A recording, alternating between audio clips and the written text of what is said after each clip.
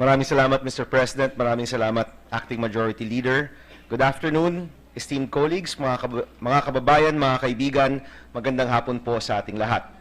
Today, it's an honor to address you, Mr. President and distinguished colleagues, to sponsor an audacious policy that will enable us to leapfrog internet access in the Philippines. I stand before you to sponsor Senate Bill number 1277 in substitution of SB numbers 58, 190, 816, and 1050, entitled an act establishing the free internet access program in public places, in public spaces in the country, and appropriating funds thereof, otherwise known as the Free Internet Access in Public Places Act, which seeks to install free internet access points in public places all throughout the country. Mr. President, mga kaibigan, meet Jose. Jose wishes to escape the city and travel the entire Philippines to discover with his own eyes the wonders of our country. Jose will not let work stop him. He can work remotely and send his reports via email. Jose won't even let his girlfriend stop him. They can always message one another and even go on video call dates while he is away. All Jose is waiting for, Mr. President, is for internet in the Philippines to be available in every island, mountain, and valley. Mr. President, napaka-importante ng internet sa buhay natin. Para kay Jose, ito importante para makapaglibot sa Pilipinas, mag-post ng selfie sa mayon, magtrabaho mula sa kubo, at makipag-online date sa gitna ng mangrove sa Palawan. Para sa iba nating kababayan, ito'y mahalaga para makausap at humingi ng payo mula sa amang nagtatrabaho sa Saudi. Para sa mga call center agent, ang internet ang nag-uugnay sa kanila at kanilang mga kausap abroad. Para po sa mga freelancers, ito'y kailangan para makausap ng maayos ang kliyente at mapadala ang hinihinging trabaho. Para po sa mga negosyanteng Pinoy, ito'y nagagamit sa pagbebenta ng gamit o paghahanap ng mga bagong supplier. Para po sa maraming unemployed, ito'y importante para makapag-apply sa mas maraming trabaho online. Para po sa mga guro at para sa mga mag-aaral, ang internet ang pinanggagalingan ng research, ng learning materials at makabagong modules. And yet, Mr. President, only about 52.6% of Filipinos have access to internet services. Compared to our neighbors, we are lagging behind in internet access. The same study shows that 81.3% of Singaporeans, 68% of Malaysians, and 60.1% of Thais can access the internet.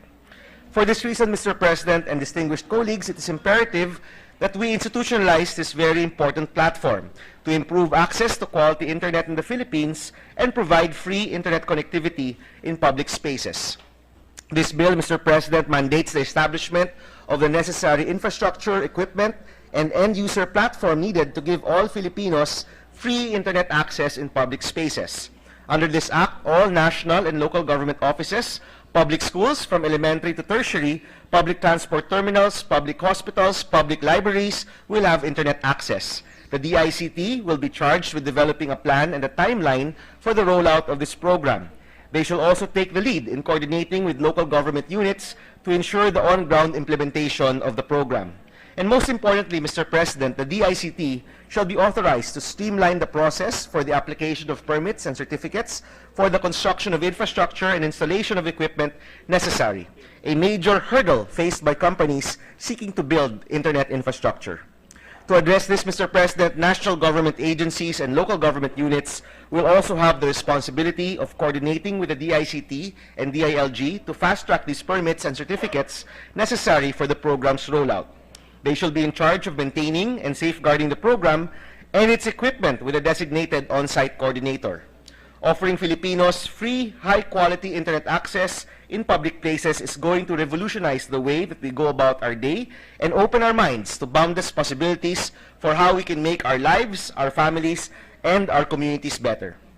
Mr. President, nung nakarang buwan, nakapunta po tayo sa Bacolod at nabisita po natin ang Alegria Elementary School, kung saan nakilala ko po si Barrief.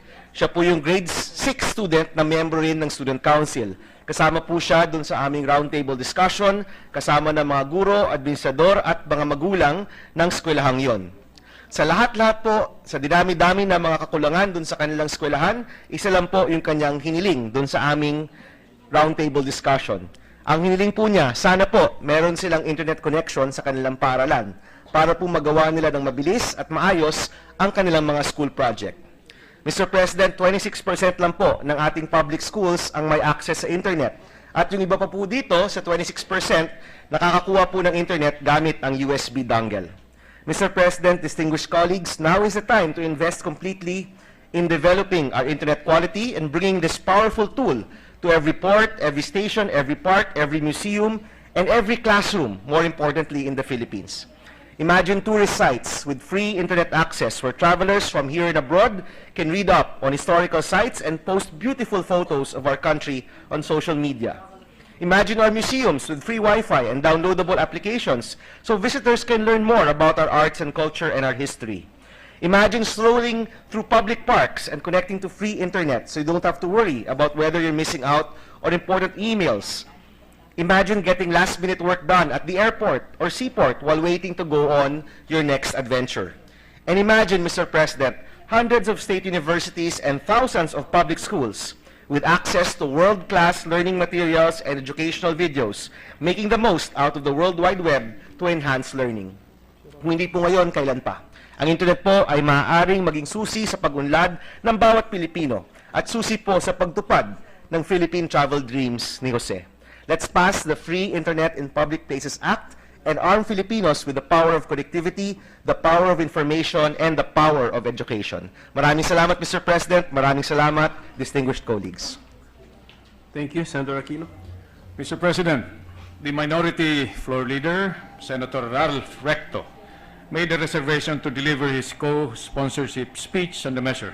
I move to recognize the Minority Leader, Senator Ralph Recto. Is there any objection? There being none, Senator Recto is recognized for that purpose. Thank you, Mr. President. Thank you to our Majority Leader. Mr. President, when the Senate first convened in a rented house near Malacanang 100 years ago, its 24 members were summoned by telegram or by post, which took days to arrive. Communication was so bad that a Navy boat had to be dispatched from Zamboanga to inform and fetch Senator Buto from Hulo.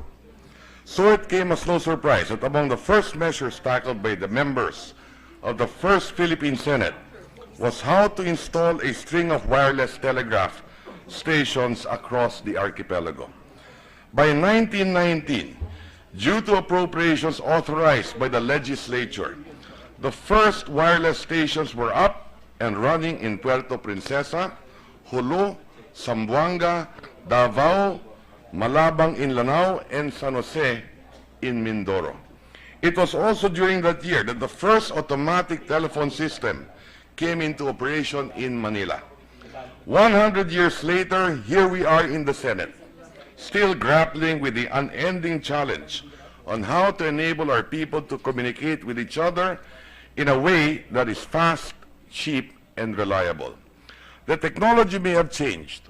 The copper wires of yesteryears have been replaced by fiber optics, and the smartphone that fits snugly in our pocket is a telegram station, phone booth, cinema house, TV, computer rolled into one. And while we have been able to talk to a man standing on the moon and send commands to a satellite 18 billion kilometers away in space, here on Earth, in this country, many people are still on the wrong side of the digital divide, unable to enjoy the full benefits of ICT, which is sad because broadband ought to be the third utility after water and power. The UN itself has proclaimed internet access as a basic human right. So the above is the apt justification for this bill, for the sovereign to enjoy this right and use it as a tool in the pursuit of employment, education, happiness, and to combat ignorance, fear, poverty, and hunger. Others may deride free public Wi-Fi hotspots as populist-driven conveniences. Sadly, those who embrace this falsehood have not been able to fully grasp the empowering potential of ICT.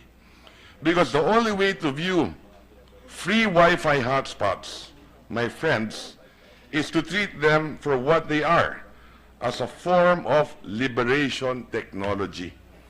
Yes, trolls, fake news purveyors, and manufacturers of weapons of mass destructions ride on the same technology platform. But the damage to individual brains or collective consciousness they inflict is far smaller than the greater good that ICT brings. For every troll farm, there are millions of farmers whose lives have been made better by ICT. And in schools, the online education student gets, hopefully would build up their intellectual resistance to ignorance being aggressively peddled. This bill was envisioned to create Wi-Fi hotspots to do social good, and not for the sole purpose of allowing anyone to post only Instagram photos or selfies on Facebook. This will be set up in public hospitals so that if you're the son of an OFW in Italy, you can update your mom via Viber on the recovery of a loved one who has been stricken ill. Or if the hospital staff would like to transmit a patient's data, then there's a facility for that as well. This will be set up in schools to enrich learning so that both teachers and students could tap into the infinite sources of knowledge available online, and in libraries to promote reading. This will be set up in airports so that the loud brass band waiting for you would be advised to keep it down because your flight is delayed as usual. This will be set up in MRT stations so you can message your hot date with sad emoticons that you will be late because one of the last struggling coaches of MRT has broken down again. This will be set up in municipal halls so that if you're applying for a license or permit in one of the offices and you forgot to bring one requirement, a photocopy can be immediately emailed to you. This will be set up in public offices with the largest clientele and the longest queue so that their inconvenience won't be aggravated by a missing document which can henceforth be transmitted. But the real reason, actually, is that one of the things that can pacify a mob waiting to happen is free Wi-Fi. This will be set up in trading centers so that farmers will be apprised of market developments so they can get the best money out of their produce. This will be set up in police stations so that when distress calls come in by text, mas mabilis pa sila sa alas 4 at hindi sila darating bukas ng alas 4. This will be set up in the planned network of one-stop shop centers for OFWs. So if they'll need documents from other offices or from their waiting employers, they can just punch these letters into their phones. PM me this, please. Mass-wise services form part of the ICT solutions, which can ease the pain caused by the many problems we confront today, if not make them totally go away. If roads are clogged with traffic, then the information highway provides a detour. That way, energy is saved, pollution is reduced, and mass sanity is preserved. Kung matraffic, mag-telecommute. Kung malayo ang ospital, ang doktor ay napapalapit sa pamamagitan ng telemedicine. Kung malayo ang paaralan, may distance learning na sa computer pinapadaan. In the same way that need is the mother of invention, or demand ushers in efficiency, or mass use triggers innovation, it is hoped that big government investments in free Wi-Fi spots would nudge forward the upstream reforms in the telecom sector we all would like to see. This begins with improving internet speed. How come that it is faster in the ruins of Aleppo, or it races in Afghanistan in the land of the Taliban, while here in our Senate offices in the texting capital of the world, it crawls that downloads trickle in Tetris speed. Internet penetration is high, but speed is low. 60 million out of 101 million Pinoys have some sort of connection. 4 in 10 cell phone users have broadband subscription, compensating for the low 3.5% fixed line subscription rate. Yet we are oppressed by the 7th slowest broadband, 3G, 4G speed in the world. What are these reforms? Mary Grace Mirandilla Santos, an ICT policy researcher, enumerates some. Adoption of the open access model, updating laws and regulatory framework to promote investment and innovation in communications and technology. Leveling the playing field, updating and upgrading the country's ICT strategy and plan, improving spectrum management, ensuring the competitiveness of the telecommunications industry. The prescriptions are in the particulars. Let me cite a few. Offering of non-discriminatory terms for service providers or equal access charges for clients across the board is one. Local IP peering is another. This would entail supporting growth of open, neutral IXPs where all players are treated equally. There can be shared towers and utility corridors to lower cost for all players. Government can lease assets such as fiber optic cables, poles, or carrier-neutral passive infrastructure. There should be a transparent allocation process of spectrums with clear criteria for assignment, valuation mechanism. Cruz calls it the use it or lose it approach and the refarming of spectrum resources. Anti-competitive practices must be stopped, and NTC must be remodeled into a truly regulatory and not a captive agency. How do we let thousands of free Wi-Fi spots bloom? By fixing the upstream first. If this bill will provide the gateway and the impetus for reforms propelled by the critical mass of users, then it is the greatest value service it can provide. The bottom line is, we cannot divorce the subject of this bill with the larger business environment under which it will be built. This bill goes beyond installing taxpayer-funded free Wi-Fi spots, like the creation of the DICT. It forms part of the must-dos to future-proof our country. It is one of the important apps for tomorrow. Our capacity to create jobs, grow our economy, train skilled people, and feed our country will rest on our ability to expand our ICT capability, open Wi-Fi spots included. It has been said that a 10% increase in broadband penetration can lead to 1.38 increase in the gross domestic product. Another study showed that a 0.5 Mbps increase in internet speed hikes household income by $800 per year in less developed economies. ICT-reliant companies provide the third largest source of dollars after electronics and OFW remittances. BPOs, the call centers, the back offices, medical transcription, game development, creative process outsourcing, to name a few, employ 1 million Filipinos. More if ancillary services are included. 1 in 4 jobs today are occupied by knowledge workers.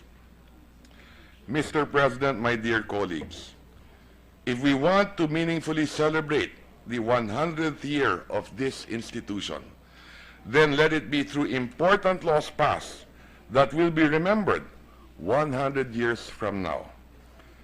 This bill is definitely not on top of the list, not even in the first page of the catalog of must-pass legislation, but in this broad spectrum of bold and brave new laws. It has its special place. More so if government will leverage its Wi-Fi and other ICT-related expenditures to crowbar the lifting of the heavy lid that blocks the full enjoyment of our people of a service that has been declared a human right. Thank you, Mr. President. I ask my colleagues to support this measure.